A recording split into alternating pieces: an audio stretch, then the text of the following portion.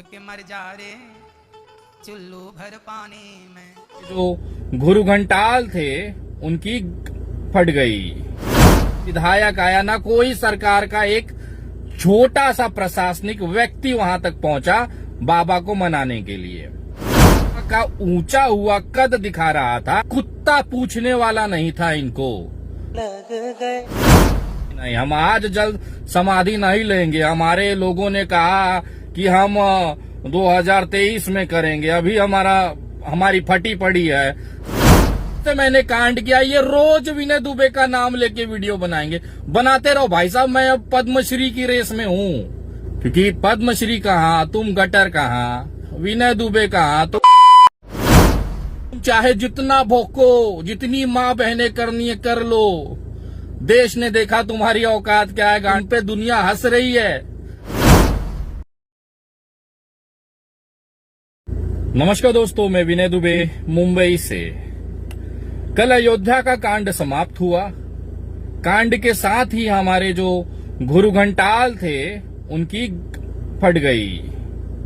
बोलने के लिए तो उन्होंने भौंक दिया था और इंतजार कर रहे थे कि शायद लखनऊ से या केंद्र सरकार की तरफ से मंत्री दौड़ते हुए चले आएंगे, इन आचार्य जी के कदमों में पड़ जाएंगे और बोलेंगे गुरु जी अपना जल समाधि त्याग दीजिए, आपको जिंदा रहना है, हिंदू राष्ट्र हम बनाएंगे, फलाना ढेमकाना। इन्होंने एक अपेक्षा रखी हुई थी राज्य सरकार और केंद्र सरकार से कि कोई तो प्रतिनिधि आएगा और मुझे मनाएगा। लेकिन शाम होते होते एक रत्ती भर इनकी औकात देखी आप लोगों ने, देश ने देखी। ना कोई मंत्री आया, मंत्री तो बहुत दूर की बात है, ना कोई विधायक आया, ना कोई सरकार का एक छोटा सा प्रशासनिक व्यक्ति वहां तक पहुंचा बाबा को मनाने के लिए। गजब बेइज्जती है। रुको जरा, सब्र करो। तो कहीं ना कहीं ये बाबा का ऊंचा हुआ कद दिखा रहा था कि इनकी औकात है, एक कुत्ता पूछने वाला नहीं था इनको।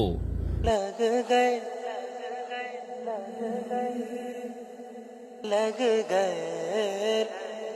तो जब इन्होंने देखा कि मुंह पिटा चुके हैं, अपनी नाक कटवा चुके हैं, तब जाकर इन्होंने बोला कि नहीं नहीं नहीं, हम आज जल्द समाधि नहीं लेंगे। हमारे लोगों ने कहा कि हम 2023 में करेंगे, अभी हमारी फटी पड़ी है, सरकार ने हमारा नाक कटवा दिया है, अब कैसा मुंह दिखाएंगे हम दुनिया को।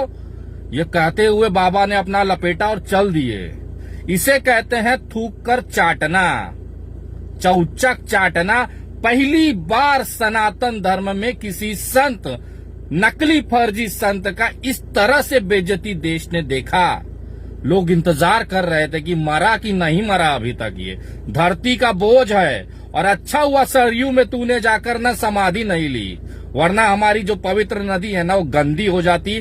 तेरे विचार इतने बकवास है, रद्दी हैं, उसकी वजह से आज जो ये देश के हालात है ना वो खराब हुए हैं। लेकिन आज का मुद्दा ये नहीं है, वो तो बीती बात है।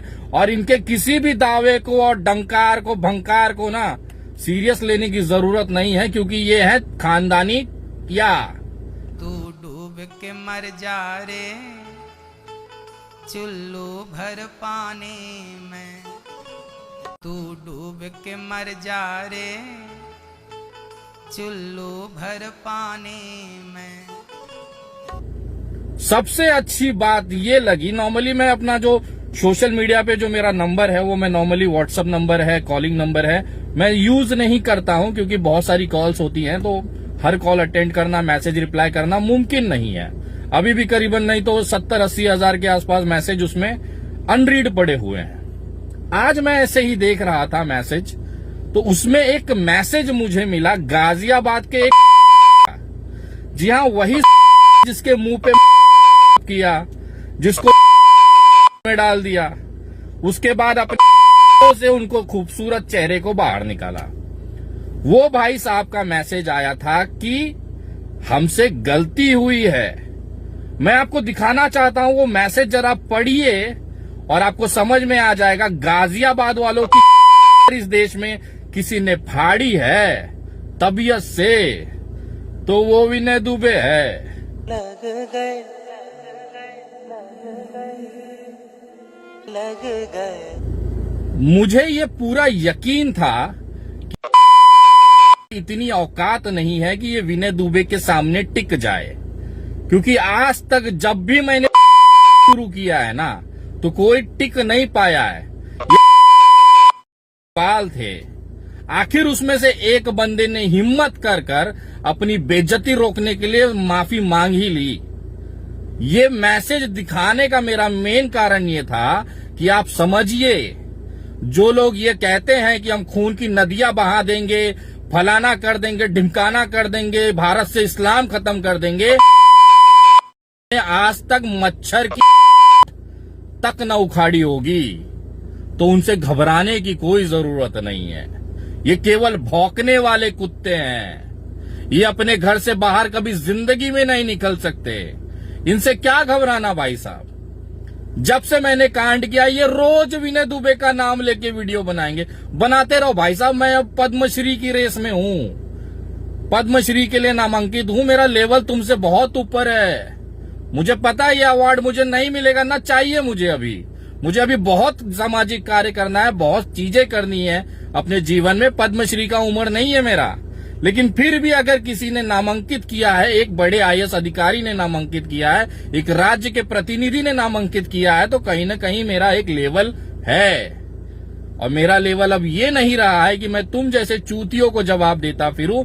इसके लिए आज के बाद से मुझसे अपेक्षा मत करना कि मैं बाल उखाड़ के तुम्हारे मुंह पे कभी फेंकूंगा, क्योंकि पद्मश्री कहाँ, तुम गटर कहाँ, विनय दुबे कहाँ कहाँ। गजब बेइज्जती है।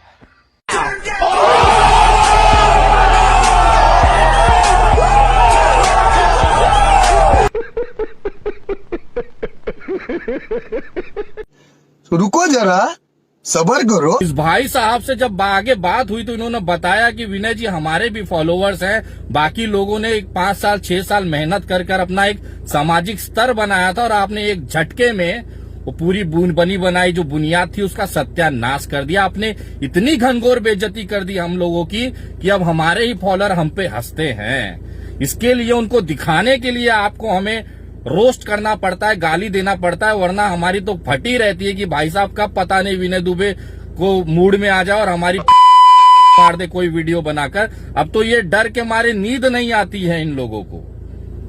तो मेरे भाई, तुम लोग अब आजाद हो, तुम्हारी औकात देश ने देख ली, ये मैसेज में तुम्हारी हैसियत लोगों ने देख ली। विनय दुबे इतना कठोर दिल ना है भाई, जो मेरे चरणों में गिर गया ना उसको माफ कर देता हूँ, बड़ा दिल रखता हूँ मैं। और तुम तमाम वालों को, गाजियाबाद वालों को आज से विनय दुबे ने माफ कर दिया। अब तुम चाहे जितना भोंको, जितनी माँ बहनें करनी है कर लो, देश ने देखा तुम्हारी औकात क्या। तुम पे दुनिया हंस रही है और ये बात कोई और नहीं, तुम्हारे ही टीम का एक सदस्य बोल रहा है। इससे ज्यादा घनघोर बेइज्जती अब क्या लोगे। मुझे पता है कि ये मैसेज को भी तुम लोग नकार दोगे कि नहीं, इसके लिए मैंने स्क्रीनशॉट रखा और दिखाया आप लोगों को, नंबर के साथ दिखाया। जिसको भी शंका हो नंबर पे फोन करके बात कर लेवे। मुझे पता है कि तुम अपने जो फॉलोवर है ना, चूतिया है तुमको जो फॉलो करते हैं। एक नल्ले आदमी को, एक खाली भौंक वाले आदमी को फॉलो कर पता नहीं क्यों अपनी जिंदगी का कीमती समय बर्बाद कर रहे हैं। करो तुम ऐसी है कि करने लायक है, कोई फर्क नहीं पड़ता। लेकिन एक चीज याद रखना कि पूरे देश में ना बैठ के विनय दुबे मुंबई से पूरे देश के मारता है, और उंगली तभी करना विनय दुबे को जब झेल पाओ, नहीं तो वैसे बाद में माफी मांगते घूमोगे। और तुम्हारी औकात अब वही है, गटर में बिलबिलाते हुए से कीड़ों की तरह। विनय दुबे चले राष्ट्रपति भवन। सोचो यार क्या कद दिया है मुझे लोगों ने। मेरी मेहनत, मेरी ईमानदारी, लोगों के लिए किए हुए कार्यों को देखते हुए उन्होंने मुझे पद्मश्री के लायक समझा और तुम जैसे लोगों को पाल के बराबर समझा। अब बताओ।